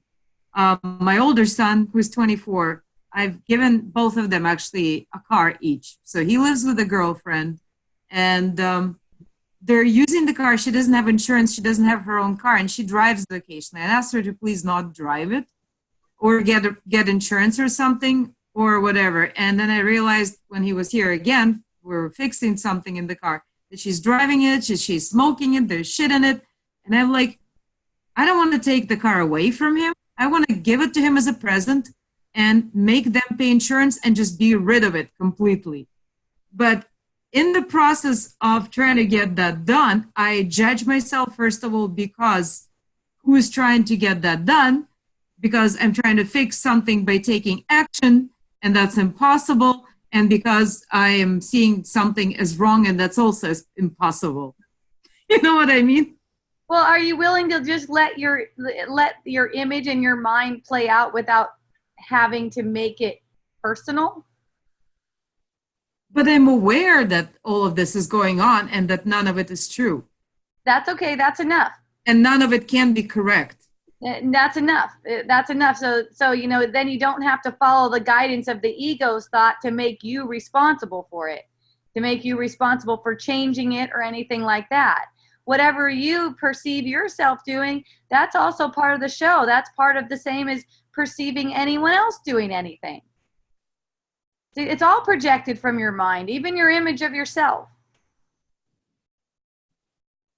Yeah, I start judging myself like, am I being loving with my kids? You know, why do I care about this? Why do I care about that? I just start questioning everything. Yeah, because you're trying to do it yourself. You're not receiving the love of God right there. You're trying to do it yourself. You're trying to micromanage your actions as if you're responsible for them. And that's really denying the only responsibility that you have right now, which is to receive the love that's being given you. And let the actions take care of themselves. You don't have to judge the actions. Mm-hmm. You don't have to do that. You don't have to go down that path. That's just causing suffering for you. It's just this attraction to suffering. Is, it's feeling like, you're guilty and you deserve to suffer, that makes you want to go down that path. But you can say no anytime. You can make another decision. Right. Oh, that's interesting. That's an interesting thought. And kind of analyzing your actions. That's just silliness. Yeah, it is. I know. Yeah. So you can have a laugh at that thought. They can't be right, They can never be right in a way. And those thoughts are non-existent. It's just a projection, and then you identify with it and you make up effects, but they really have no effects either. They have no effects in reality. You can deny them their power, you can deny them their effects, and you can be just as surprised as everyone to see how your words and actions unfold. You can be just as surprised and having a good time with it. Mm-hmm. Just watching how it unfolds. Cool. You don't have to ask, is that loving? Right now, am I allowing the love for myself? Right now, asking, was my action loving or not? Is not allowing love for yourself right now. See? Mm-hmm. It all comes down to this moment, and it's really a relaxation that you're allowing for yourself. Mm-hmm. It's kind of like God, or another way of saying it is like your divine lover. I mean, receiving this love and compassion, it's better than any kind of physical connection you could have in the world. It's better than any kind of physical connection. It's like your divine lover is always giving this to you constantly.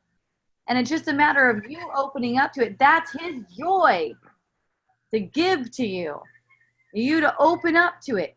Through that, love is extended to everyone else. There's nothing for you to do. All the doing is taking care of itself. It's up to you to have the perception of the doer and allow compassion anyways. See? Mm-hmm. That's how you break that. That's how you break, you can say, consciousness. You undo that illusion. You undo that thought that you were ever capable of being guilty. Keep on allowing love for yourself no matter what you perceive of yourself. Right. You can't be wrong. Even if whatever you do sounds like the opposite of supposedly being kind or this or that or whatever, because you can find a million arguments why that's kind or not kind. Yeah. Wait until it's endless. Watch when you just open up, have an open hand. I'm willing to take those fucking cars away from my son if that's what it is. Right. I'm willing. Yes. Mm-hmm. Show me. I'm willing. I'm willing, yeah. And that's what it is. I'm not going to judge it. Who am I to judge? True. Yeah. There's nobody willing to. That's what it is. Yeah. It's like this. It's like this. If either you're going to follow the guidance of the ego or follow the guidance of the spirit. That's where the willingness is. You can say it's nobody. Okay, it's nobody, but that's your responsibility to choose. That's your responsibility to choose. You don't choose anything else anywhere else but this one choice. That's your responsibility. When you start taking responsibility for other choices, see how you're taking responsibility for other choices, it distracts you from that one choice, okay, that you are, and that's important to get, Yulia. It's Took me a while with Lori too, but she got it. Now she's sleeping, I think. Are you sleeping? I'm not sleeping now. Oh. Okay. I just your picture's like this big, so I can't She's tell. resting. Yeah, she's in rest mode. I'm listening. But Lori was also, questioning that for a while, maybe like a year or something, about this choice. That's what it's really important to know, that you do have this choice to make between truth and illusion. Because, there's this concept that, well, who would make that choice anyways, and that kind of stuff. And you know where that lands people? It lands them in trying to make worldly choices and getting all screwed up like that. That's the deal. That's what's going on here. When you think that you have a choice in the way you can act, and that's why you're looking back on it and thinking about it like that. When the choice that you do have in that moment is in recognizing that you're thinking against yourself. You're thinking against yourself right now. To even question that is to think against yourself. See? So how do you not think about against yourself? Well, it's not in not thinking, because you're not really capable of thinking against yourself. You're not really capable of that. The ego is projecting these thoughts, and you think it's your voice. Mm-hmm. You take it as if it's your voice. That's Okay. all. It's not even your voice. It's not even your voice saying, was that loving? Who's questioning you? Yeah, the thoughts aren't me. Yes. So you're basically deciding that that's your thought. That's why you're making it meaningful and important. That's the choice you're making. Uh-huh. Right. See? I made a thought important. Yes. Yes. And you have another choice to make. You have another choice that you want to make. And that's the choice just to recognize that's not even my thought. Or even just question, is that my thought? That's also making the choice for spirit. Mm-hmm. See? So once you get that you have that choice, then you're going to start making it. That's why I say it's really important that you recognize that you do have this one choice to make all the time, over and over again. Because once you realize that you have that choice, then you're going to find yourself making it. And then you're like, oh shit, okay. I have a choice to make here. Right, Lori? Right. You can attest to it. Ego or spirit? Yes. That's it. Glass shattering. And you can tell by the way you feel. Yes. When you judge yourself, you're definitely going with ego, and it's always after the fact. It's always after what's happened, then it comes in and goes, well, why did you do that? What did you do? Yeah.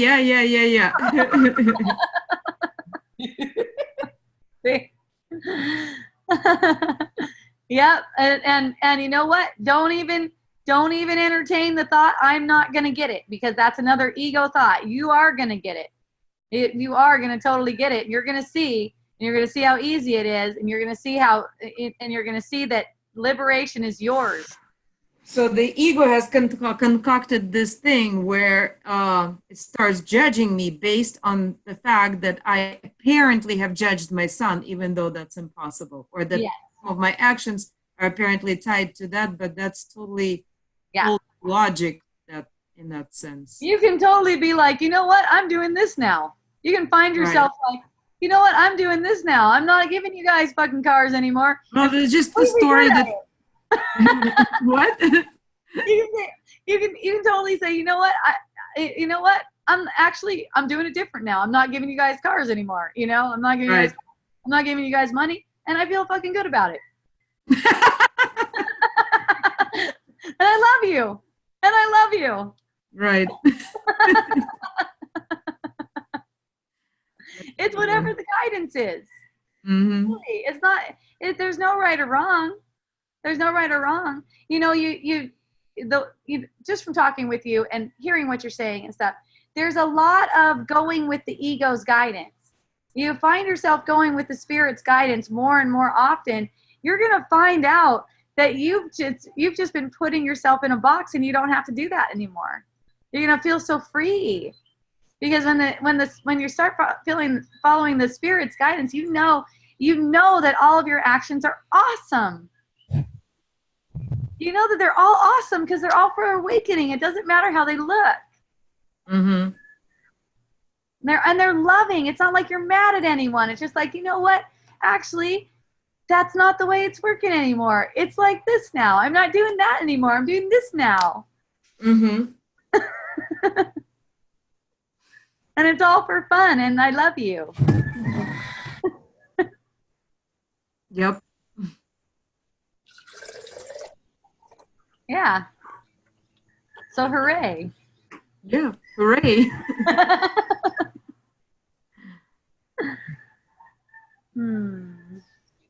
Yay. Thank you. Thank you too. Thank you, Hope. I love you. Love you too. Love everyone. Appreciate my wisdom dialogues peeps so much. You guys are amazing. So did someone just join? I think it was Alana. Alana, aloha. Anyone who would like to speak with me, please raise your hand. I've got about 14 more minutes. Then I'm going to go play with a little boy. I love you. What do you play with him? I'm not sure what I'm going to be playing with him. He asked me to play Smash Bros. That's not really my bag. I'm not a big, but I might play Smash Bros. Now that I think of it, because he's my other brother, or my other brothers, my sons, or my brothers. They told me that he sucks, so that's probably good because I suck too at Smash Bros. So that's a video game. Yeah, it'll be a good game. That's what that means. Or I might play some, he said he'd like to play some board games. Maybe I'll play some board games. Who knows? The sun's still out. Maybe I'll take him up for some ice cream. Maybe I will go down to the coast and see what's going on, maybe at the mermaid pond or something. Nice. Yeah, who knows? We'll see. We'll just play it by ear. I've been kind of busy all day, and he's been coming around. He follows me around all day. It's super cute. He's like, first thing in the morning, he looks at me, he smiles. He comes over to my room. And Hope, can I go with you? And I go, sure, you can go with me. You know, I'm just sitting there doing my stuffs. I'm like, what was I doing today? Oh my gosh.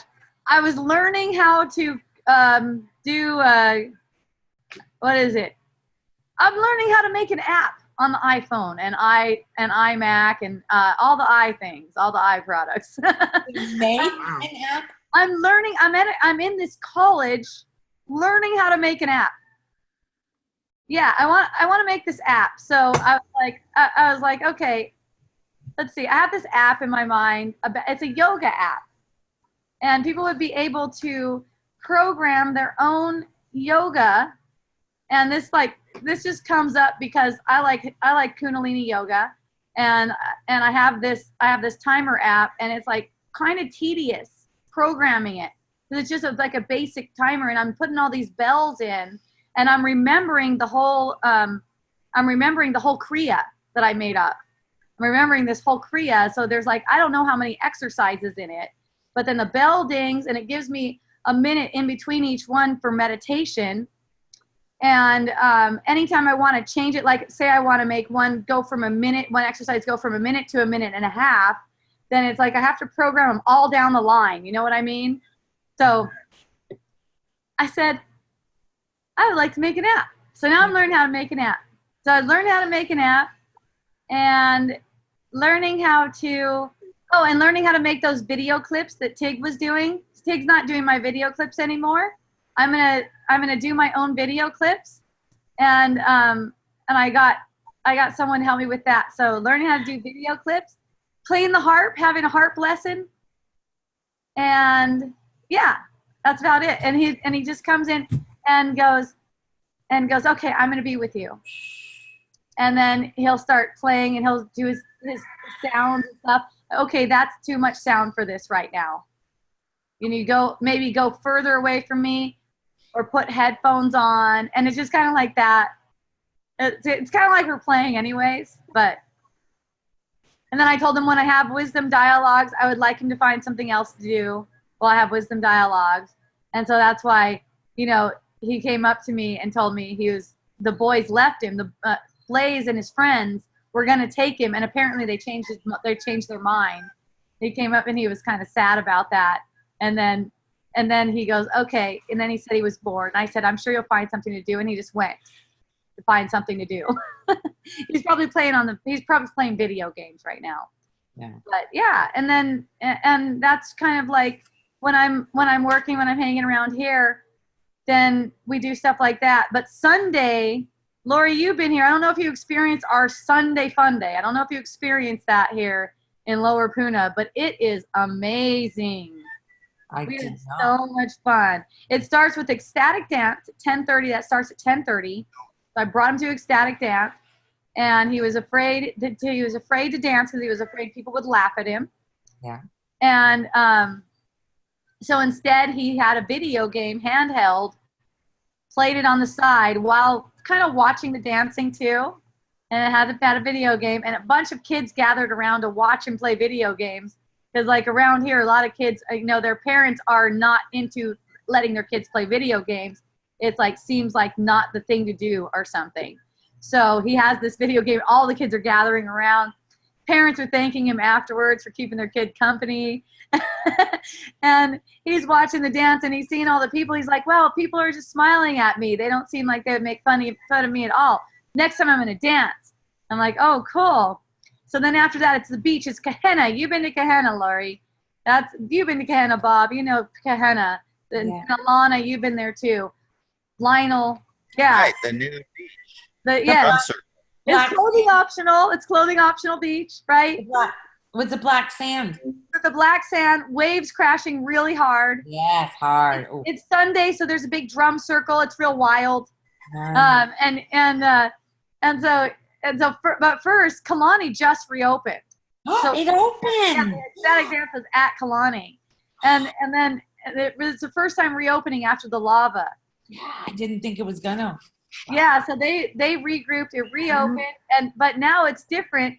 They're letting everyone from ecstatic dance use the pool. The pool's clothing optional too, and so you know the little boy is seeing naked people. It's like, oh my goodness! And I was like, you'll get used to it, dude. And he's like, oh, it's just so disgusting. It's just so disgusting. There's naked people. And I was like, you're talking about me, because in a few minutes he's going to be down at the beach and I don't have a bathing suit. Oh, he's like, oh, okay, then. It's good then. So we hang out at the pool a little bit, get some food. They have some good Thai food there. They have some ice cream over there. And, you know, people swimming and having fun.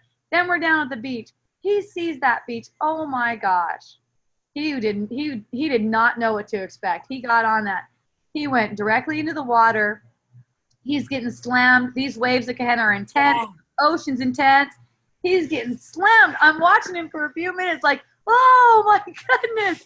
He's like going down. He's, you know, I told you he's like 55 pounds. So cute. He's like getting tossed everywhere. And I'm like, wow, he's like totally good. He's like, he's got this. He's into it. He's having so much fun. So I sat down and started hanging out with my friends and stuff. He did that for a couple of hours, totally, until he's like, okay, Auntie Hope, I've had enough of this. I go, okay, it's time to go to the lawn. You know the lawn? It's this big lawn, and it's a huge party at the lawn. The lawn, yes. You know, the Seaview lawn. There's tightrope set up over there, you know, like the slack line, soccer, frisbee, drum circle. What else? There's all kinds of stuff. He's just like going from place to place. He's like going up to people and going, what's that? They got instruments. They got tambourines. They got little shakers. He'll grab it, shake the shit out of it, give it back. He's like, he doesn't know what to do. He's like, so just like all energized all over the place. So anyways, we leave our house at like 10:15 in the morning. We get back at like 7:30. It's dark by the time we get back. He's like stoked, totally stoked. Comes home. He's learning night until like 1 a.m. He didn't crash. Next morning, he's rolling out of bed. He's a happy little fucker.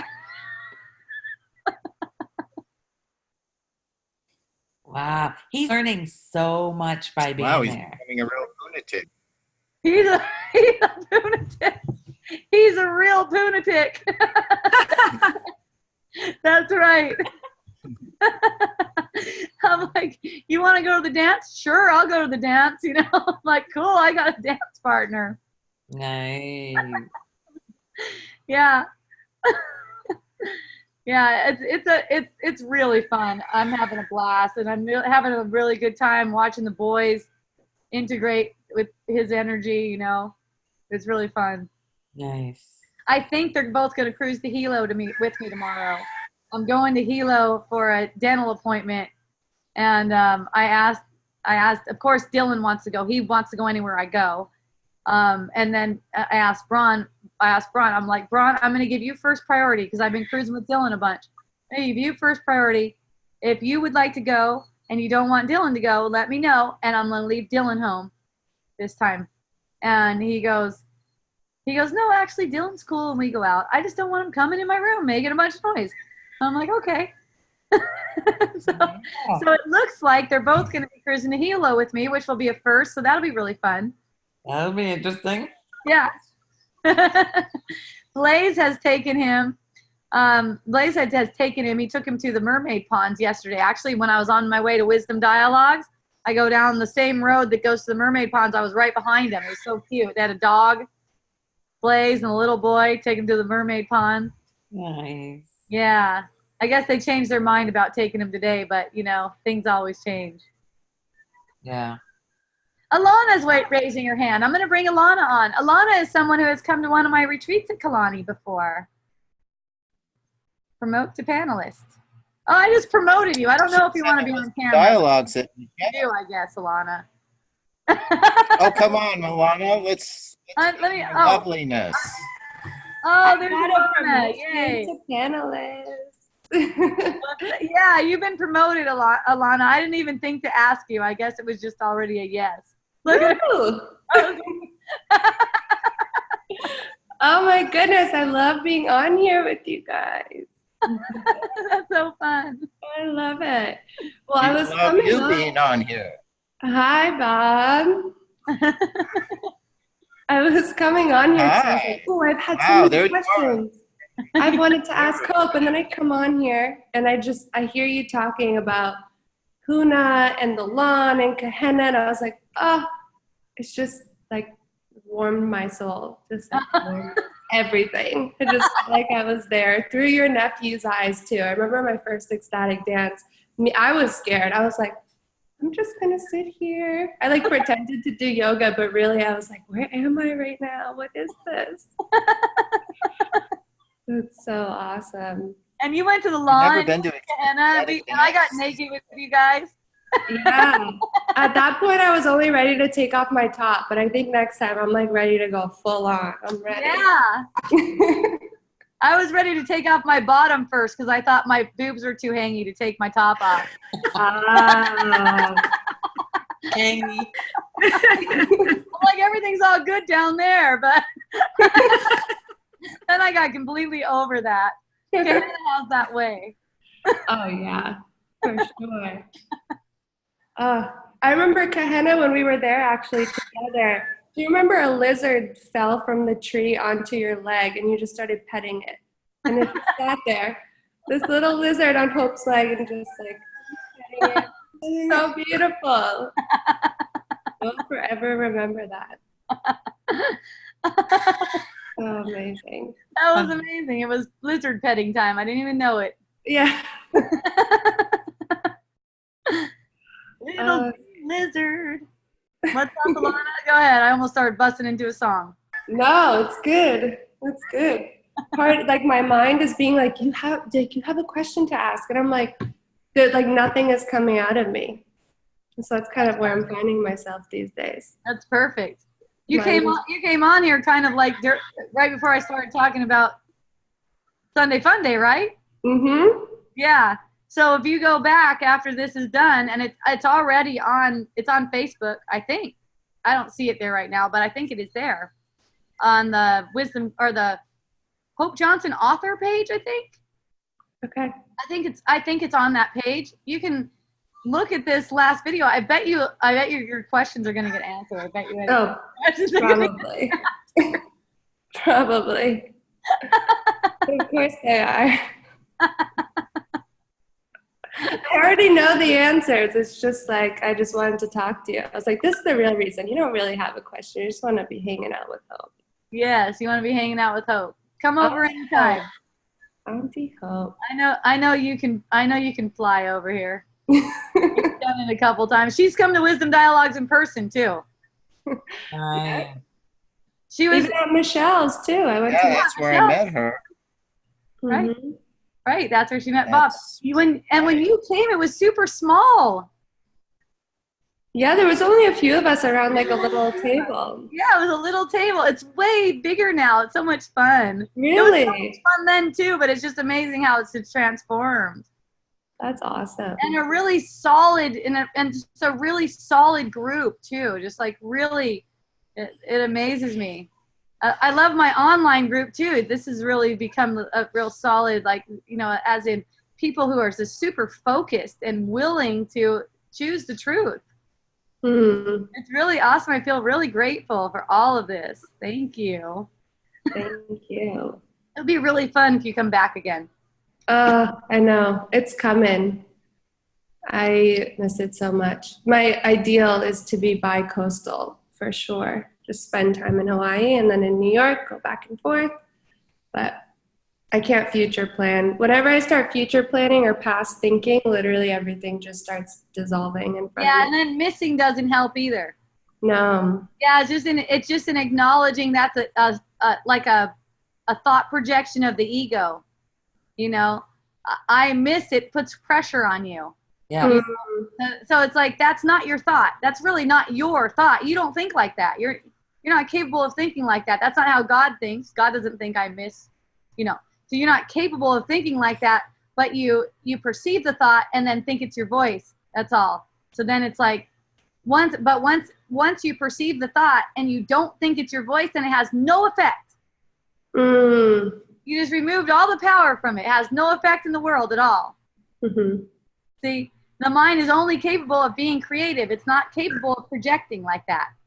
So the projection is really just a dream. And in the dream, when you recognize that that has no effect, then it doesn't. It's up to you. Right. And then you'll find yourself getting here easier. Right? Just be there. Well, the crazy thing lately is so I just got my master's in psychology. I just finished up. Okay. And it was in spiritual psychology, but even that, I find myself being aware of, okay, that's a thought of lack. So I'm putting myself in a situation of lack.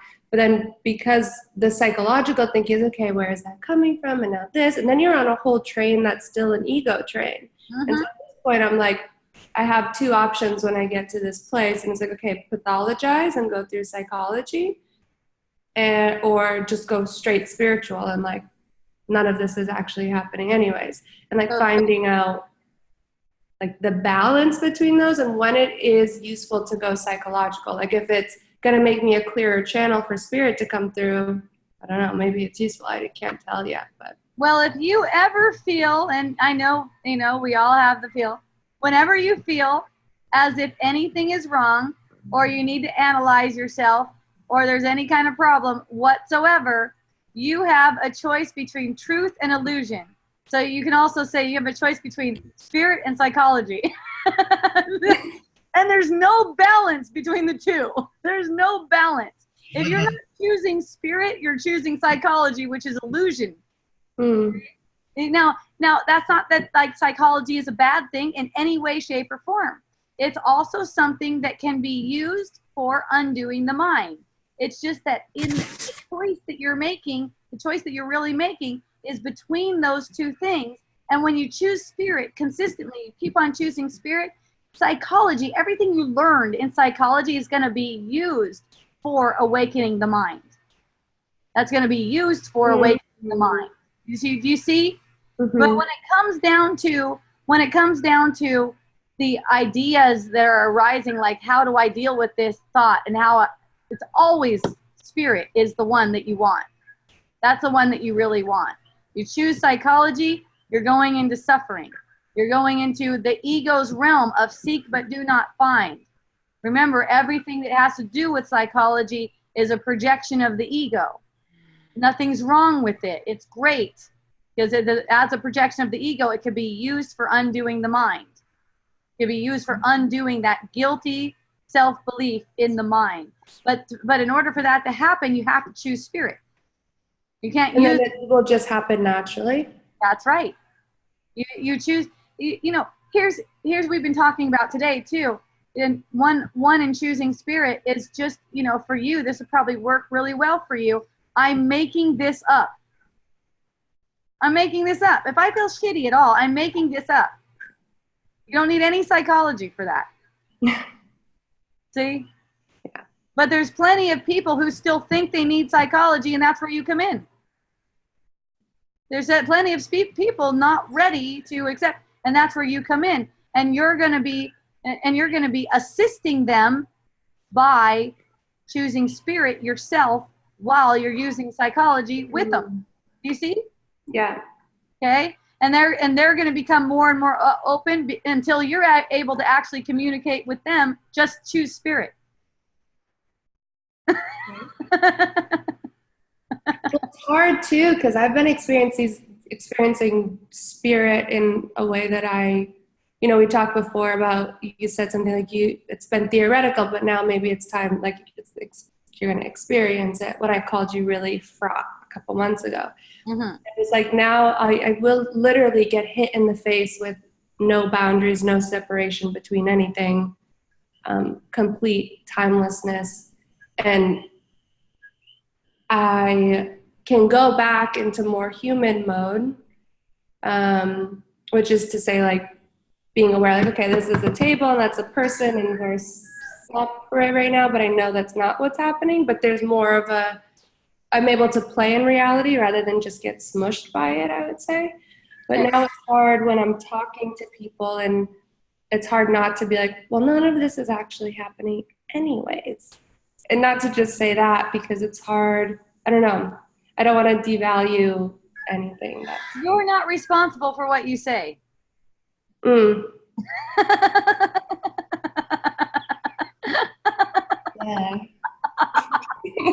So now nothing's hard.